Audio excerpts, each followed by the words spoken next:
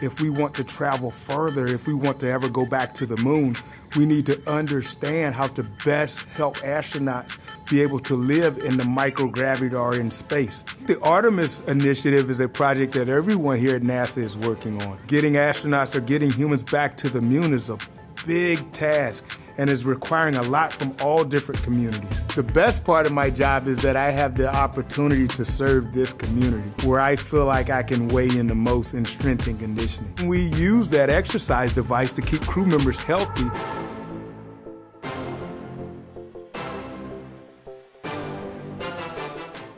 My name is Corey Twine, and I am an astronaut strength and conditioning specialist here at Johnson Space Center. My job here at NASA is to train the astronauts physically so they are ready for spaceflight. If you think about spaceflight, it's pretty stressful, the stress on the body.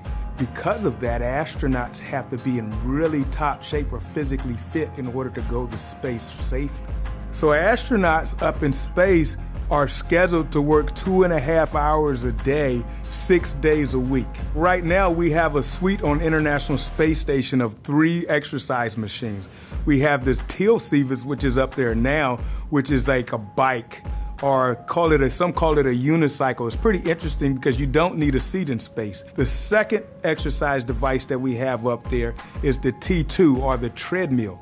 And that machine weighs in for cardiovascular benefit. They have a harness, almost just like a vest, and then there are bungees strapped down to the treadmill, pulling them into the treadmill. The last one that we have is the ARED, or Advanced Resistive Exercise Device, which is the acronym, and we basically just lift weights with that machine. So the fun part of really just barbell weightlifting. One of the things that I do, or we do in my group, is responsible for is we train the crew members on the ARED. And it's important for us to make sure that they have the knowledge of exercise technique and also the function of the machine so they can do that safely while they're in space. One of the things I think people would be surprised by is that astronauts on the International Space Station can call us here at home. I had a call one day from one of the astronauts on the International Space Station that called my cell phone.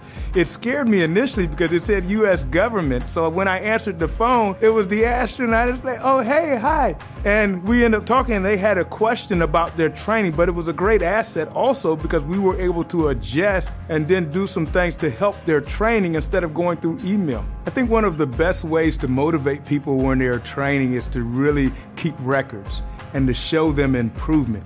And then when people see that improvement, then it moves to intrinsic motivation where it's not us dependent to motivate them.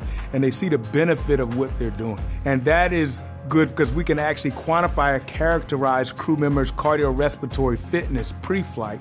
In addition, get information to determine the best training regimen that they should use in flight.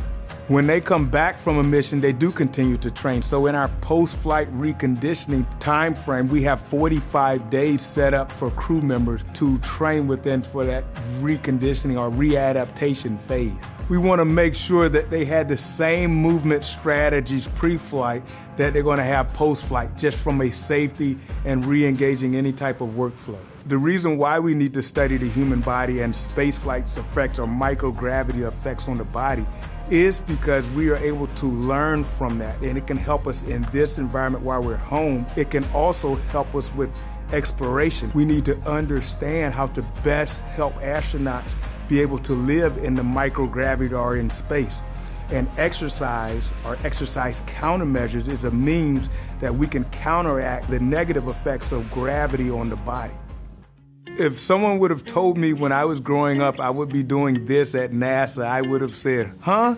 When I was a kid, I never pictured myself working at NASA. I pictured myself working in the NFL or professional baseball or all of those other dreams that many have. But I am thankful for the position that I currently have, and I'm excited that exercise science has given me this new vision. The path that led me to NASA is a pretty interesting one. Just like many people, all the way back in high school, I was an athlete. I wanted to play at the collegiate level, however, that didn't work out. And so while I was in that undergrad program, I actually had a mentor or one of my professors who was the first strength and conditioning specialist I ever knew or met. Then I learned that, okay, they have people that just train other people in order to prove their performance. From that moment on, I knew exactly what I wanted to do. So in school, I studied kinesiology, an emphasis on exercise science. And basically what exercise science is just a study of how exercise affects the human body.